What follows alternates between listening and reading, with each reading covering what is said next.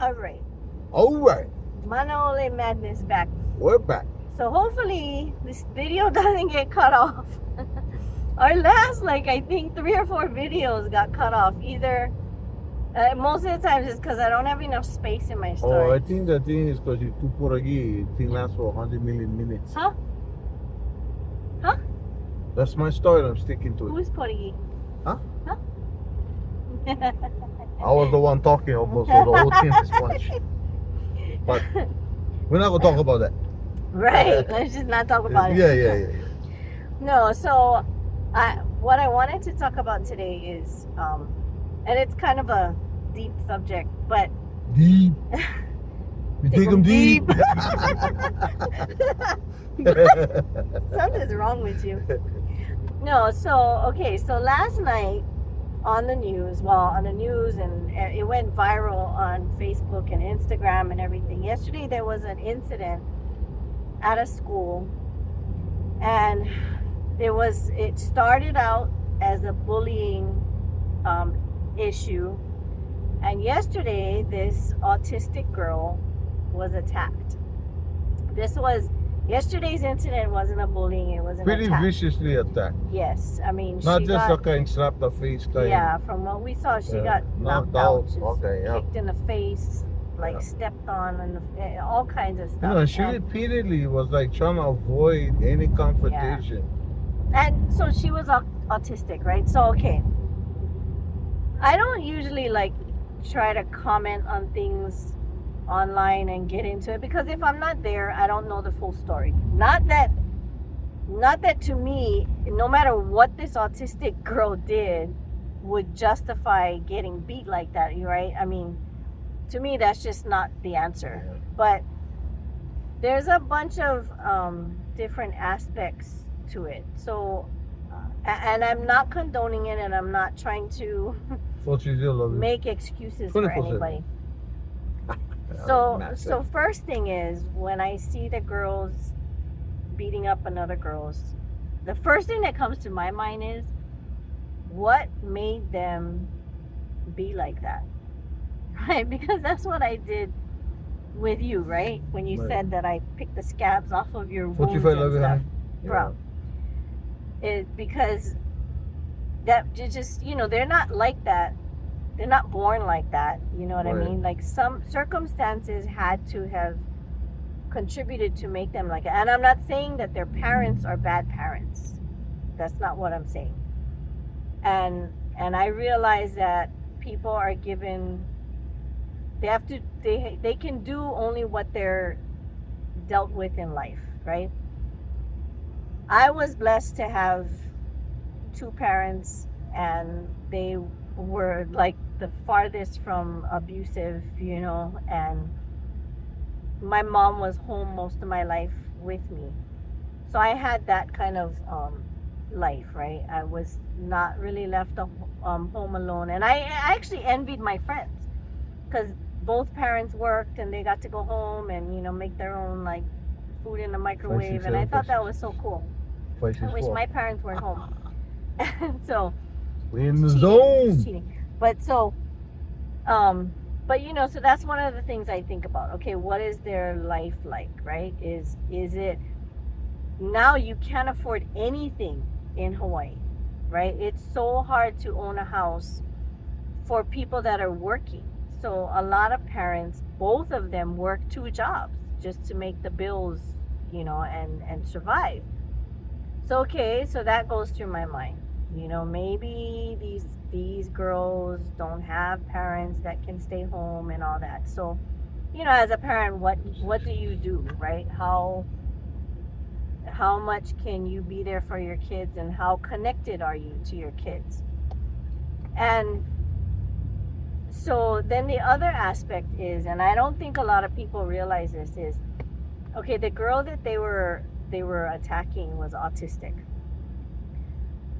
Special needs children, and this is what really upset me, because back in when I was going to school, back in the day, back in the day, 2 weeks ago. No. Okay, you're only like 21 years old, bro. 25 years old. It's Back still in the baby yet. day, you know, Too when wet over when here. you Say dry. Say wet. not Say even wet. Stay yet. when you talk about Man, they get special, kind of crustiness already. I'm a crusty beach. but back in my days, okay, back in my days, Mhm. when you talk about special ed kids, they were more of the mentally disabled, right? So they were very, you could tell, right, which ones were the special ed kids. But when my son was growing up, and he's 27 now, he was born with a heart condition. Okay, so his first open heart surgery was when he was 6 months old. And because of the multiple heart surgeries and procedures and constant medication and all that, he was diagnosed with multiple things, one of them including seizures, right? And everything, when you go under sedation or anesthesia and stuff, everything affects your brain. Now, he went through, at one point, we were going to San Diego from Hawaii every 6 months to get a procedure. And that really took a toll on his brain. So because of that, and the amount of school that he was missing from the seizures and from the procedures and all that, he had to go to special ed, right? Because he needed a little bit more customized teaching, and that's where the special education came into, right? So Second one. my son, if you look at him, he looks perfectly normal, right? Other than being skinny, Hey. he looks perfectly normal. But when he transitioned from elementary to intermediate, the intermediate he was going to at the time was known for their mobbings. And they didn't reach out to me. I tried contacting them, and there was no like meeting as far as, okay, what's going to happen when he transitions. So I decided at that point, you know what, I'm just going to homeschool him, because I'm not sending him there. Because for him, one hit to the chest or anything, he will go into cardiac arrest and he will die, right? And so I ended up, trying to homeschool him, and then the school ended up reaching out to me, and it turned out to be really good. And he ended up being home hospital for the remainder of his high school years too, which means the teacher came to our house. And that was really great. In elementary, he was bullied, right? And it wasn't to the point where people were being physical with him, really. And luckily for him, he had big Samoan friends that just stepped in. They liked him, and they stepped in and they protected him, and so Regulators. yeah. Regulators. So it was really cool, right? And but the thing I want to stress is there are so many different types of special needs kids nowadays. And when you take somebody who's autistic, they really don't know a lot of things. They process things differently. So they don't know what normal kids know. They don't do things normally like regular kids because they can't process it So like the that, bottom line, right? there's no understanding of There isn't. And about people with autistic. any kind of special needs, right? Yeah. And I gotta tell you something. When I was running the support group for our heart kids, I made it a point to include the siblings or any family member that wanted to come, right? Because anytime you have a special needs kid, especially, it's a support system that has to make, like how you say, it takes a village, right? Right. It really does, because it's exhausting, right? And so I made sure to include everybody. And all the siblings that were born normal, had no issues, all the cousins and friends that came, even their friends were allowed to come. The things that they learned in our mentor group about special needs kids made them a better person. It made them more empathetic. It made them, some of these siblings ended up being doctors and nurses simply because they were around special needs kids and understand, and so it made them mature in a way that a lot of kids don't get that chance to, you know what I mean? And so that's another thing that I wish I wish the schools would get involved with is they say they want to put the kids, they call it general population too.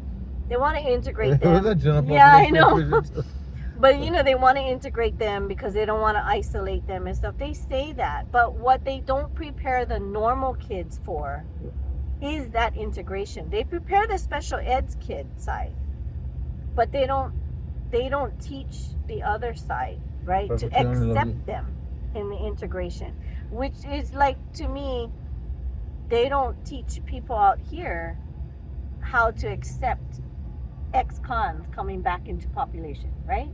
I think they believe the opposite.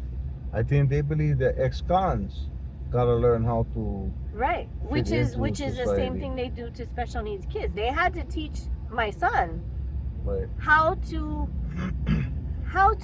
not have his issues, his special needs issues, affect the general population, when it should be the other way around, right? I'm not saying baby these kids. I'm saying realize that they process things different, and accept that and work with that. You know what I mean? It's just like nobody is the same. Everybody has different personalities. So, I thought about that too. Like, these girls that did the attack, they don't have this training. So, what made them think this girl was, what was it? They thought, I heard in the video, that's why you keep running your mouth. You know what I mean? Like, okay, what does that mean? What did she say that was so horrible? And do you understand why she said it or whatever? And then, the other thing that kind of like, it pissed me off, but it really hurt, is on the news, the mother apologized. But her apology, now again, I'm not trying to make excuses, but I wonder, with everything that happened and all this media, social media stuff, I wonder if she didn't think through properly what her response was. And I'm always trying to reach to give I people a get it. chance, See, right? that's what I mean. Like, you're really empathetic to everybody's situation, but on the real, this very person that gave this is also a response. I apologize for my children's conduct. It never should have gone that far, Right. right? What you mean never should have gone that far? So how Bro, far should it have gone? exactly that. Your kids beat this girl. Yeah. Knocked her out. So Right? that, So what? What you okay with them going a little bit, like just what slaps slapping her, or, yeah, or whatever, right? And if you're okay with that, then are you okay with her family coming over there to your house and regulating you and your family? Yeah. The bottom line is that, and these very people, this is the one that I get an issue with. These very people who make justifications, who justify the conduct of their own family members, right, is the very people who will crucify people like me, people who has committed criminal acts and all that, and that guy should be locked up for the rest of his life. Don't even know the history. Hey, if I knew then what I know now, I would never have committed the crimes that I did, right? But nobody wants to hear that. Yeah. They only want me to just suffer the punishment and remember the stain on my life for the rest of my life. And rightfully so, I accept that. But nobody come tell me that, when it comes to you and your kids, your family, we gotta, they're just kids being kids, and all these kind of excuses That's what they say nowadays. It's just nuts. Kids are No, playing it's guns a on each hypocritical world. It's a hypocritical world. Yeah.